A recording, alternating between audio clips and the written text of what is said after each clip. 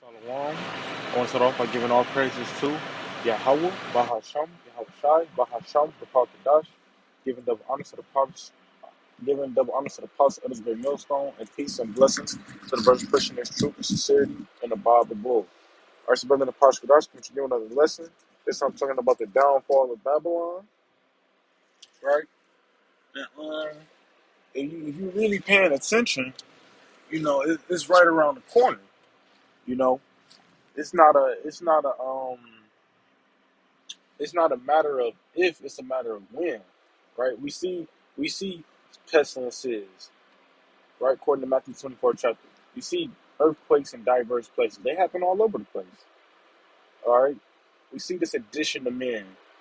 We see the shortage of bread and water, right? Eggs, fucking $8 right now. That's an essential food that most people eat. It's essential because people eat it a lot. So when it go up, what are people gonna start to eat? What you gonna do when bread skyrocket to 8? What you gonna do when your meats are $50, $75? Right? People don't think about that. People don't think about that at all. All right, this is Isaiah 24, verse 10. The city of confusion is broken down. Every house is shut up, that no man may come in. They say the city of confusion. What's the city of confusion? Babylon the Great, the daughter of Babylon, also known as America.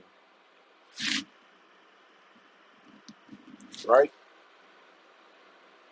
So, hey, if you here, you better be prayed up. They say every house is shut up. I remember watching it was a listen video. It had like a picture, but it was just showing like when all hell breaks loose, people ain't even gonna be paying their bills because it's gonna be so many boarded up houses. Like, well, I'm gonna pay bills. I just go live in a boarded up house, an abandoned house. They say that no man may come in. People ain't gonna want to come here. See, people come here now, or they starting to leave really, but people ain't gonna want to come here. What they gonna come here for? To what?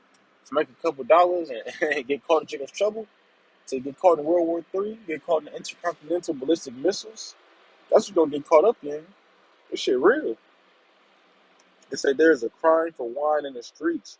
All joy is darkened. The mirth of the land is gone. That wine is just wisdom and knowledge. All right, because what is wine used for? Wine is used for basically relaxation, a getaway. So that's why people drink. And what's the scriptures gonna do in that time? It's gonna be a getaway. It's gonna be a relaxation. It's gonna give us stability of the times. That's what it's gonna do. But people that don't have wisdom, they're not gonna understand what's going on. They're not gonna understand, I'm starving, but it's a pile of pork. If you in the truth, if I don't eat that, the Lord gonna bless me. But if you in the world, you eat that. Next thing you know, the wild dogs that was gonna eat it gonna eat your ass. They say the city is left desolation, and the gates is smitten with destruction. Desolation. Let's give it a quick look up. It say bareness, misery. All right, so that's what's gonna be here. Bareness is emptiness and misery. All right, everybody gonna be in misery, and it's just gonna be just hell.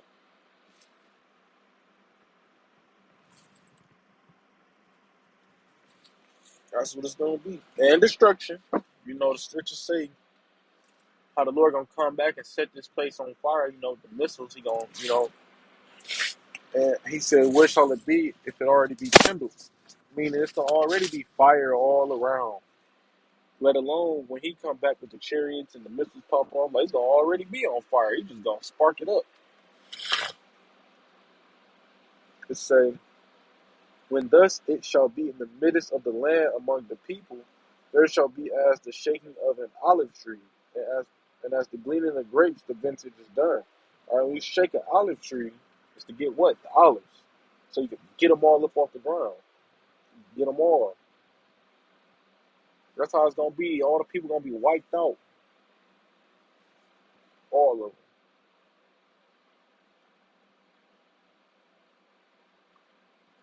This Isaiah 10 and 10. Woe unto them that decree unrighteous decrees and write grievous which they have prescribed. All right, why is this place getting destroyed? Because you can do whatever you want. When you look at, I remember brothers talking to me, when you look at the term, do as thou will, that means do whatever you want to. You want to wear a horse head, go wear a horse head. You want to be a man, you can be a man. You want to be a woman, you can be a woman. You want to do this, you want to do that, you want to dress up as a dog, you can do that here. You can do it. But look, the scriptures say, woe unto them that decree unrighteous decrees. Because that ain't in the law. What law say you can change your gender? What law say you can be a mo? Scriptures speak against that.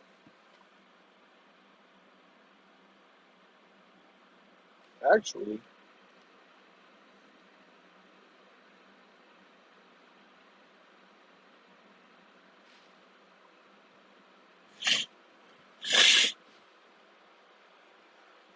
this is Isaiah 9, verse 5. For every battle of the warrior is with confused noise and garments rolled in blood. But this shall be with burning and fuel of fire. All right, you see, most battles, or it say every battle, every battle, right? Except for this one, you have your swords, like literal swords, right? So you would have the gnashing, you hear the cling, cling, the metal hitting together, people screaming, you had blood everywhere.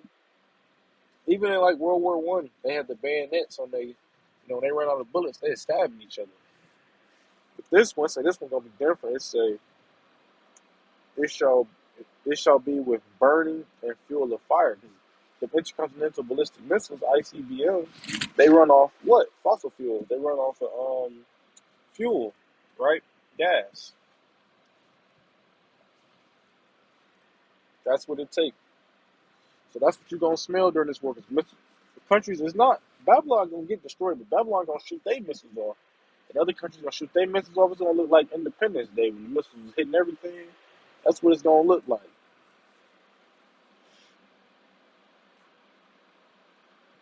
This is Jeremiah 51:1.